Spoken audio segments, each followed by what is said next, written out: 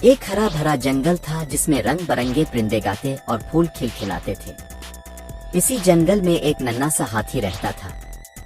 اس کی بڑی بڑی آنکھیں اور لمبی سی سونڈ تھی، لیکن دل بہت نازک اور شرمیلا تھا۔ یہ ننھا ہاتھی اکثر تنہا رہتا۔ جب دوسرے جانور کھیلتے اور ہنستے تو وہ دور سے دیکھتا رہتا۔ کبھی کبھی اس کے دل میں خیال آتا، کیا کوئی مجھے دوست بنانا چاہے گا؟ سب مجھ سے دور رہیں گے۔ وہ خود کو دوسروں سے مختلف سمجھتا تھا۔ اس کی بڑی سونڈ اور بھاری قدم اسے شرمندہ کرتے تھے۔ اکثر وہ جنگل کے تالاب کے کنارے بیٹھ کر اپنے عکس کو دیکھتا اور آہستہ کہتا، شاید میں اکیلا ہی رہنے کے لیے پیدا ہوا ہوں۔ لیکن بچوں، وہ نہیں جانتا تھا کہ قسمت نے اس کے لیے کچھ خاص رکھا ہے۔ وہ لمحہ آنے والا تھا جب یہی ننھا ہاتھی اپنی اصل پہچان اور اپنی سب سے بڑی طاقت کو دریافت کرے گا۔ اگلی صبح جب سورج کی کرنیں جنگل کے پتوں پر جھلملانے لگیں تو ننھا ہاتھی ایک نئی امید کے ساتھ بیدار ہوا۔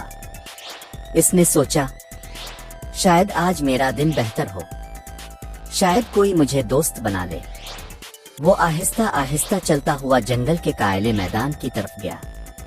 وہاں ہرن، بندر اور خرگوش کھیل رہے تھے۔ ننھے ہاتھی نے ہمت کر کے ان کے قریب جانے کی کوشش کی، لیکن جیسے ہی وہ ان کے قریب پہنچا سب جانور رک گئے۔ خرگوش نے ڈرتے ہوئے کہا، یہ تو بہت بڑا ہے، اگر یہ ہمیں کچل دے تو؟ بندر نے ہنستے ہوئے کہا، ہائے ہاں، دیکھو اس کی لمبی سونڈ کو کتنی عجیب لگتی ہے۔ یہ سن کر ننھے ہاتھی کا دل ٹوٹ گیا۔ اس نے دھیرے سے سر جھکایا اور پیچھے ہٹ گیا، مگر پاس ہی ایک درخت پر بیٹھا ایک پرانا عقل مند کوا یہ سب دیکھ رہا تھا۔ وہ دھیرے سے بولا، ہمت نہ ہار ننھے ہاتھی، ایک دن سب جان لیں گے کہ تم کتنے خاص ہو۔ ننھا ہاتھی چونک گیا۔ اس کے دل میں ایک چھوٹی سی روشنی جگمگانے لگی۔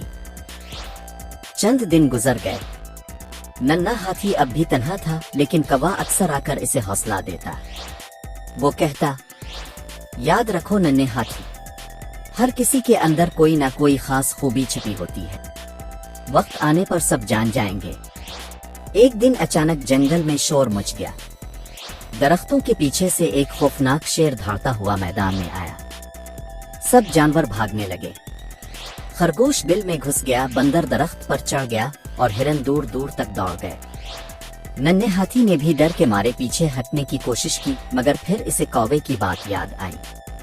اس نے اپنی آنکھیں بند کی اور دل ہی دل میں کہا، شاید میرا وقت آ گیا ہے۔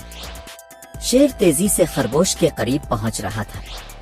ننھے ہاتھی نے اپنی پوری ہمت جمع کی، اپنی لمبی سونڈ الفاٹے آئی اور زور سے آواز نکالی، پیو وہ وہ۔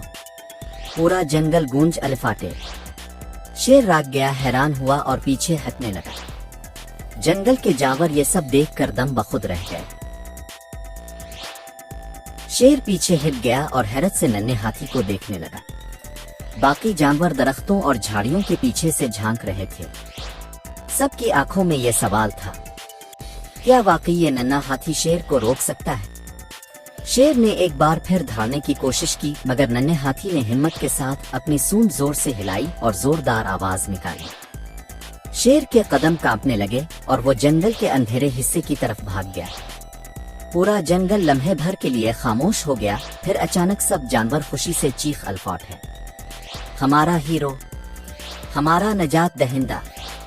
ننھے ہاتھی کی آنکھوں میں خوشی کے آنسو آ گئے۔ وہ جو کل تک خود کو کمزور اور اکیلا سمجھتا تھا، آج پورے جنگل کا محافظ بن گیا تھا۔ کوا درخت سے نیچے آیا اور مسکرا کر بولا، میں نے کہا تھا نا تم خاص ہو، بس وقت آنے کا انتظار تھا۔ ننھے ہاتھی نے پہلی بار اپنے دل میں فخر اور سکون محسوس کیا۔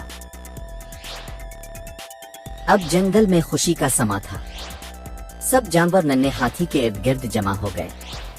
جو خرگوش کل تک اس سے ڈرتا تھا وہ اب خوشی سے بولا، ہاتھی بھائی، اب نے ہمیں شیر سے بچایا، اب ہماری جان بچانے والے ہیں۔ بندر شرمندگی سے نیچے آیا اور کہا، میں نے آپ کا مذاق اڑایا تھا، مگر آج اپنے سب کو دکھا دیا کہ اصل بہادری کیسی ہوتی ہے، مجھے معاف کر دیجئے۔